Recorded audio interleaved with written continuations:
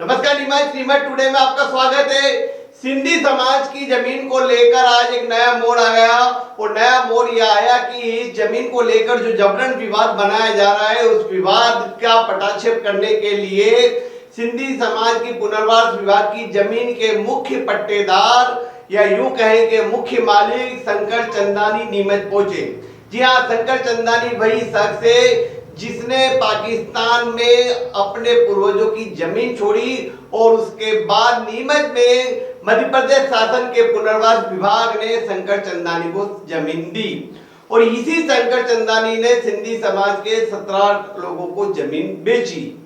अब यही शंकर चंदानी आज अपने समाज के समर्थन में नीमच आए और सिंधी समाज के आलमचंद हाल में उन्होंने पत्रकारों से चर्चा की और यह ठोक बजाकर कहा कि यह जमीन सिंधी समाज की है, मैंने सिंधी समाज को बेची है, इस पर किसी को आपत्ति नहीं होना चाहिए। हाई कोर्ट से वे डिसीजन लेकर आए कि हम इस केस को जीत चुके हैं, नगर पालिका में सारी प्रक्रिया पूरी हो गई है और ऐसे में कुछ लोग इस मामले को जबरन विवाद बना रहे हैं। शंकर चंदानी ने पूरे मामले में मीडिया से खुलकर बात की और कहा कि मैं अपने पूर्वजों की जमीन छोड़कर आया था, उसके बदले में मैंने सिंधी समाज के लिए जमीन ली और मैंने सिंधी जनों को बेची, किसी अन्य को नहीं बेची और सिंधी समाज की जमीन सिंधी समाज के हक की जमीन मिली है। उन्होंने यह भी कहा कि लीज और पट्टा की जो शर्तें उसमें बेचने का भी प्रावधान था, इसलिए मैंने बेची। ऐसे में नीमच के कुछ तथाकथित पार्षद और कुछ लोग इस मामले को उठा रहे हैं और जबरन मुद्दा बनाया जा रहा है। इसके बाद सभी लोग शंकर चंदानी के साथ नीमच विधायक दिलीप सिंह परिहार के बंगले पर गए और वहां उनको पूरे मामले से अवगत कराया। क्या कहा सिंधी कॉलोनी की जमीन के मुख्य मालिक शंकर चंदानी ने, आप सुने। सबसे पहले तो नवरात्रि की शुभकामनाएं आप सब बंधुओं को जो गुमराह करके मुझे मानसिक रूप से और सिंधी समाज को प्रताड़ित किया जा रहा है, उसके पूरे प्रकरण का पूरे अध्याय का मैं आपको शुरुआत से बता रहा हूँ। भारत पाक विभाजन के समय जो विस्थापित होकर भारत आने पर वहाँ छोड़ी गई अपनी संपत्ति का भारत सरकार के सेंट्रल गवर्नमेंट के क्लेम सेटलमेंट अधिकारी ने क्लेम निर्धारित किया था।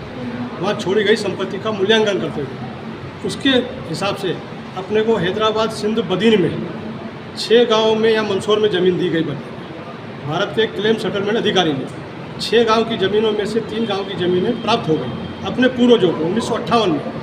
3 गांव की ज़मीनें शासन की विभागीय त्रुटि के कारण हमें प्राप्त नहीं हुई। कारण क्या? एक तो मस्जिद की ज़मीन, मंदिर और मस्जिद ज़मीन किसको अलाट नहीं होती, लेकिन फिर भी विभागीय त्रुटि के कारण हम प्रताड़ित होते रहे। उसके बाद में निरंतर पुनर्वास विभाग लिखता रहा, शासन से पत्राचार चलता रहा। चौथी पीढ़ी का मैं 65 साल का सीनियर सिटीजन होकर ग्वालियर रेवेन्यू बोर्ड में अपील की। वहाँ से मुझे निर्देश हुआ कि सेटलमेंट अधिकारी पुनर्वास विभाग भोपाल में आपका केस चलेगा। 2003 में मैं वहाँ गया, वल्लभ भवन में मेरे केस की सुनवाई हुई। मुझे वैध वारिस घोषित करते हुए कहा गया नीमच में विस्थापितों की 2,64,000 स्क्वायर फीट ज़मीन है, उसमें से आपको सेटलमेंट करते हुए कंपनसेशन, जैसे कोई आदमी शांत हो जाता है तो प्रारंभिक मुआवजा दिया जाता है, तो 5 एकड़ के बदले प्रारंभिक मुआवजा करते हुए 1547.05 वर्ग मीटर भूमि मेरे को आवंटन किया गया, जिसमें तहसीलदार नीमच, सीएमओ नगर पालिका नीमच, कलेक्टर महोदय माननीय नीमच, सबके प्रतिवेदन एनओसी है। उसके बाद उप सचिव, माननीय प्रमुख सचिव जी मध्य प्रदेश शासन, माननीय मंत्री महोदय राजस्व, सबके साइन। उसके बावजूद भी कुछ गुमराह करके नीमच के उस वक्त तत्कालीन कांग्रेस अध्यक्ष महोदय द्वारा आपत्ति लगाई गई, जिस पर सीएम ने, माननीय मुख्यमंत्री महोदय शिवराज सिंह जी ने जांच कमीशन बिठाई। विधानसभा में ध्यानाकर्षण प्रस्ताव लिया गया, पूर्ण रूप से न्यायोचित सही पाया गया। प्रकरण की विवेचना आयुक्त द्वारा की गई, प्रकरण में कोई अनियमितता नहीं पाई गई। उसके पेपर भी श्रीमान की सेवा में आपके सामने प्रस्तुत है। उसके बावजूद भी हाई कोर्ट में रिट लगी हुई थी। पिछले साल हाई कोर्ट की रिट माननीय उच्च न्यायालय ने इस कारण से निरस्त किया कि जो एक्ट रिपील हुआ है उसमें ये स्पष्ट निवेदन है, निर्देश भी है कि 2005 के पूर्व के लंबित प्रकरणों का निराकरण इसी रूल्स के तहत किया जाए। वो मैंने भी एक्ट आपको दिया है, मेरे पास उसका हिंदी रूपांतर भी है, इंग्लिश भी है दोनों। तो उस हिसाब से तो मैं पूर्ण पात्रता हूँ। इसके अलावा लगभग 2,500 केस और भी वल्लभ भवन में पेंडिंग है। माननीय गृह मंत्रालय मोदी जी के शासन में बार बार परिपत्र जारी हुए हैं, वो भी पत्र अपने पास है। अभी तत्कालीन माननीय मुख्यमंत्री महोदय इन्होंने भी विधानसभा सत्र में ध्यानाकर्षण प्रस्ताव में सिंधी विस्थापितों के लंबित प्रकरणों के लिए शीघ्र कार्रवाई की जाए ऐसा निर्देश जारी किए हैं। मेरा यह निवेदन है कि मुझे मानसिक रूप से प्रताड़ित करते हुए और नीमच के सिंधी समाज को गुमराह करते हुए जो यातना दी जा रही एवं माननीय नगर पालिका अध्यक्ष महोदय को भी घसीटा जा रहा बेवजह, ये न्यायोचित नहीं है। क्या मुआवजा का पत्र कभी आपने नगर पालिका में भेजा है? नगर पालिका से आया ना सर, वहाँ से शासन ने भेजा है। आपके पास कभी ऐसा पत्र है क्या? बिल्कुल पत्र है मेरे पास और उसकी कॉपी आपको दी है। सर नगर पालिका का क्या रोल है? जमीन किसकी है? जमीन मध्य प्रदेश शासन पुनर्वास विभाग की है, नगर पालिका ने हस्तांतरित कर दी थी। फिर नगर पालिका ने दावा भी लगाया है और हार भी देखो गई। साहब, उसका कारण है कि कुछ कांग्रेसी लोग गुमराह, अटकाना लटकाना भटकाना प्रताड़ित करते हैं और मिसगाइड करते हैं। हमारा सिंधी समाज व्यापारिक है, सहनशील है, संघर्षमय है, इसलिए धैर्य रख के बैठे। नगर पालिका के पास अपने वकील थे, फिर ऐसे कैसे गुमराह हो गई? साहब नगर पालिका 3 बार वकील है उनके, डबल बेंच में भी गए, लेकिन उनके पास तथ्य नहीं है ना। अगर सबूत नहीं है तो क्या करेंगे? एक बार झूठी रिपोर्ट लिखा दी मेरे घर से सामान चोरी चला गया, पर बिल है नहीं तो सामान कहाँ से मिले? अब आप लोग क्या चाहते हैं सर? मेरा तो विधिवत नगर पालिका के केस नामांतरण भी कर चुके हैं और राज्य सरकार ने भी अपने को दे दिया निर्देश कि इनका विधिवत नामांतरण किया जाए। नामांतरण हो रहा, प्रक्रिया जारी है, कोई तकलीफ नहीं है मुझे।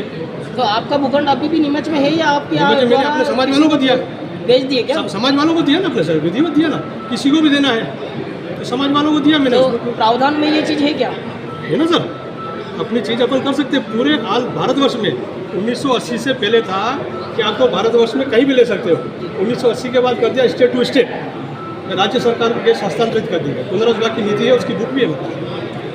मतलब नियम में ये आता है कि पुनर्वास विभाग ने अगर आप लोगों को, शरणार्थियों को जो जमीन दी है वो बेच सकते हैं आप? हाँ, क्रय विक्रय बरोबर होगा सर। सर आपका नाम?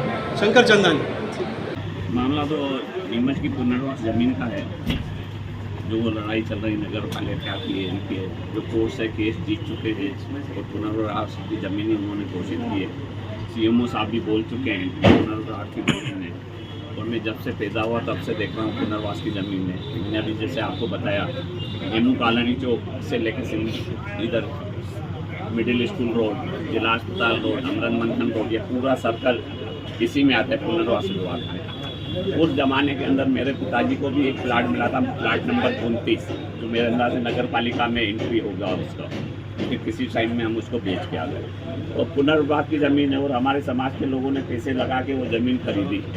पहले तो कहते हैं नहीं, फिर अभी खरीदी, मेहनत मजदूरी करके पैसे कमा के ज़मीन लेते। मीडियम परिवार, छोटे परिवार हैं, फिर ऐसा होता तो दुख होता है। किसी भी समाज के साथ ऐसा होता है। मैं तो यही कहूँगा विधायक महोदय से, CMO साहब से, नगर पालिका अध्यक्ष से, जो मौके पे खड़े होकर ज़मीन का कब्जा दिलाएं और उनको बसावे, वहाँ पे नीचे दुकान बनावे, ऊपर मकान बनावे, तो सिंधी समाज तरक्की करे, आगे बढ़े। सिंधी समाज का बहुत बड़ा बलिदान है। मोदी जी खुद कहते हैं कि भाई GDP में ये बहुत आगे रहते हैं, तो इन सबका साथ देना चाहिए सिंधी समाज को। तो क्या अभी वो जगह सिंधी समाज की हो गई? अभी वो जो जगह है वो सिंधी समाज की हो गई? सिंधी समाज के तो पैसे देके खरीदी है, जमीन के पैसे दिए, पंजीयन कार्यालय में रजिस्ट्रियाँ कर रहे, मुद्रांक दिया, उसका उन्हीं की जमीन हुई ना, दूसरा कहाँ से होगी? अभी आपने विधायक जी को कुछ ज्ञापन भी दिया, वो क्या था ज्ञापन? और विधायक जी ने आपको क्या बोला? विधायक जी ने आपको भी बोला, ज्ञापन यही दिया कि जमीन पुनर्विभाग की है और सिंधी समाज की है, सिंधी समाज को दी जाएगी। मेरे जितना होगा सहयोग करूँगा। उनका विशेष से नहीं, समाज पे समाज उनके साथ कंधे से कंधा मिला के खड़ा है। आपने कब्जा दिलाने की बात की तो अभी कब्जा नहीं है? कब्जा खाली पड़ा है, जो ये अखबारों में आ रहा है, जो उसको कह रहे हैं मौके में नफ्ती करावे, नक्शे पास करवा के उनको निर्माण की परमिशन देवे और वो मकान बनावे, दुकान बनावे। आपका नाम? मनोहर अर्जुनानी। इसके बारे में तो आपने सुना, ये है शंकर चंदानी, जो कि सिंधी समाज के जमीन को लेकर जो विवाद चल रहा है उसके मुख्य पट्टेदार हैं। इन्होंने सिंधी समाज के अन्य लोगों को जमीन बेची, क्योंकि यह जमीन का विवाद इसलिए घेरा रहा है क्योंकि यह जमीन नीमच के मुख्य मार्ग पर है और रोड से लगी हुई जमीन है और यह जमीन सिंधी समाज के लोगों को मिली है और इसको जबरन इशू क्रिएट करके विवाद बनाया जा रहा है।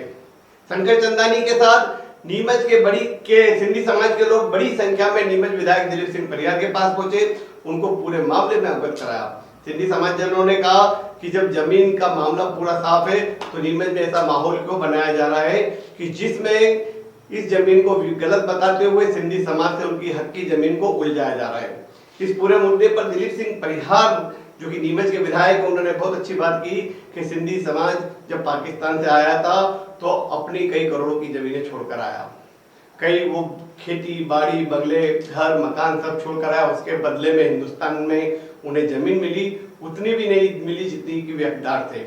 इसलिए उन्होंने यह भी कहा कि जब न्यायालय का डिसीजन सिंधी समाज के पक्ष में आ चुका है, शासन ने जमीन दे दी है, तो फिर इस पर अब कोई विवाद नहीं होना चाहिए। अगर कहीं कोई दिक्कत आती है तो वे शासन स्तर पर बात करेंगे और सिंधी समाज की जमीन को उनके हक के पक्ष में फैसला कराएंगे।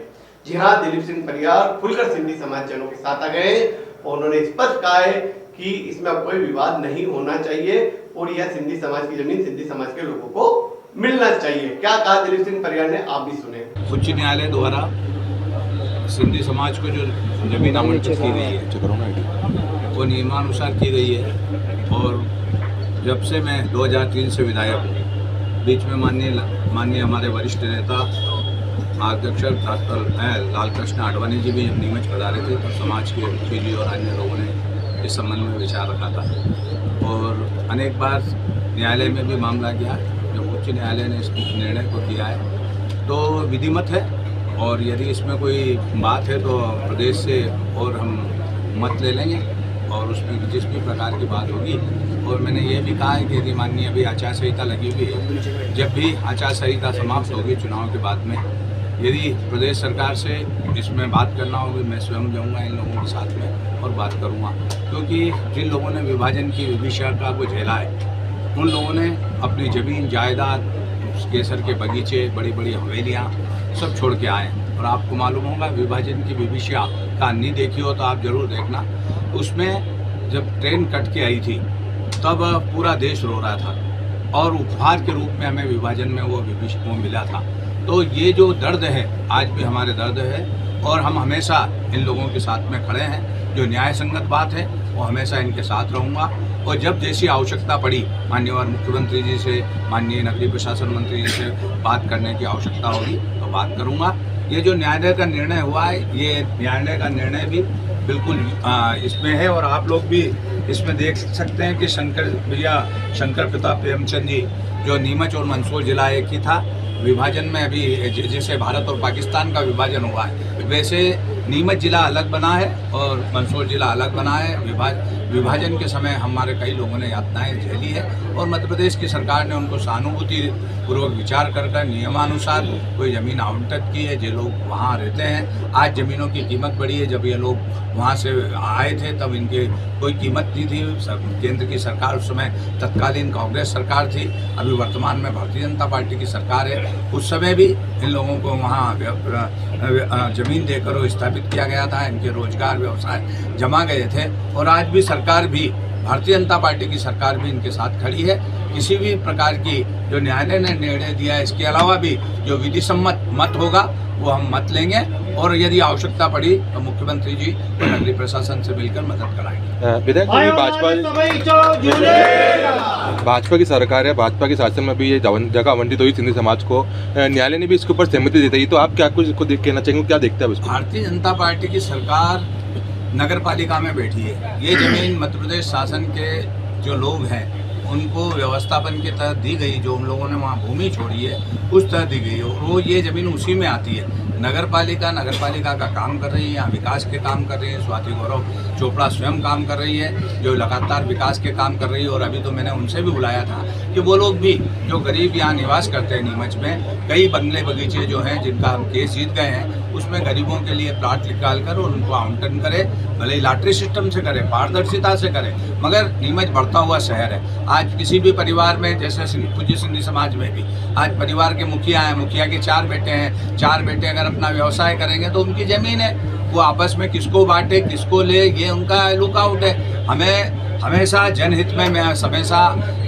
साथ में रहा हूँ जनता के और इस मामले में भी जहाँ भी जो भी बात करना है करेंगे। नगर पालिका अपना काम करे और विधि अपना काम करेगा, कानून अपना काम करेगा और जहाँ भी है कभी भी किसी के साथ भी अन्याय होगा हम उसके साथ में खड़े होकर रहेंगे। अब इस मामले में दिलीप सिंह परिहार नीमच के एमएलए की स्थिति साफ हो गई, लेकिन एक बड़ा इशू यह है कि इसमें नगर पालिका अध्यक्ष स्वाति चोपड़ा को जबरन उलझाया जा रहा है। इसे लेकर बड़ी संशय की स्थिति बनी कि आखिर क्यों हो रहा है, जबकि नगर पालिका अध्यक्ष स्वाति चोपड़ा का तो इस मामले में दूर दूर तक कहीं कोई लेना देना है ही नहीं। हम आपको बता दें कि जमीन का विक्रय पत्र और जमीन खरीदी बेचने का सारा मामला स्वाति चोपड़ा से पहले हुआ। नगर पालिका के नेता प्रतिपक्ष योगेश प्रजापति जिस मुद्दे को उठा रहे हैं वे खुद पार्षद थे, तब तो वे बोले नहीं, और अब इस पूरे मुद्दे को लेकर स्वाति चोपड़ा पर अनगिनत बयानबाजी करते हैं, उन्हें निशाना बनाते हैं, उन्हें टारगेट कर लेते हैं। लेकिन बड़ी बात यह है कि स्वाति चोपड़ा ने इस पूरे मामले में स्पष्ट कहा है कि वे सिंधी समाज के निर्णय को लेकर शासन के खिलाफ नहीं जाएंगी, क्योंकि निर्णय शासन का है और शासन का निर्णय होने से इसमें नगर पालिका को हाई कोर्ट में अपील करने का कोई अधिकार भी नहीं बनता है। इसके लिए परिषद का संकल्प जरूरी है। इधर नगर पालिका के कुछ पार्षद चाहते हैं कि इस मामले में परिषद का संकल्प आना चाहिए, लेकिन हमारा कहना यह है कि परिषद का संकल्प इस मामले में आए तो बहुत सारे मामलों में भी आना चाहिए। नीमच के बंगलों पर कई लोगों का कब्जा है, उन मामलों में संकल्प क्यों नहीं आता, वे मामले में क्यों नहीं उठाए जाते, और सिंधी समाज की जमीन को लेकर ही क्यों बवाल हो रहा है, जबकि ये तो दूध की तरह साफ है, पानी का पानी दिख रहा है, दूध का दूध दिख रहा है और स्थिति पूरी क्लियर है, तो फिर इस पर विवाद क्यों बनाया जा रहा है। छोड़कर आ गए और यहाँ पर सरकार द्वारा उनको जो ज़मीन क्लेम के बदले दी गई, उस ज़मीन की लड़ाई वो आज तक लड़ रहे हैं।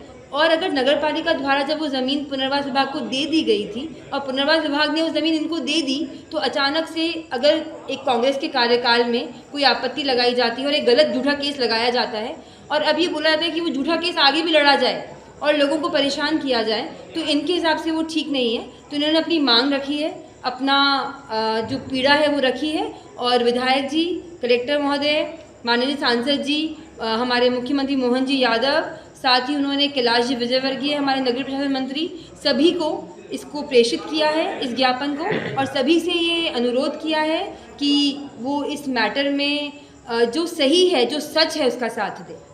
मैडम, देखा गया है कि जो अपने बीजेपी के कुछ पार्षद है, कांग्रेस के कुछ पार्षद है, इस मामले को लेकर लगातार सीएमओ के ऊपर दबाव बनाते कि उन्होंने फाइल घुमा दी है, फाइल मापा नहीं, फाइल देखने हो गए, अपने शहरियत के काम ना देखते हुए, वार्ड का काम ना देखते हुए इस मामले को लेकर वो हाईलाइट करे, तो इसको लेकर आप कहते हैं? देखिए, ये सब झूठ है। फाइल घुमा दी होती तो फाइल कैसे वहीं की वहीं मिल गई?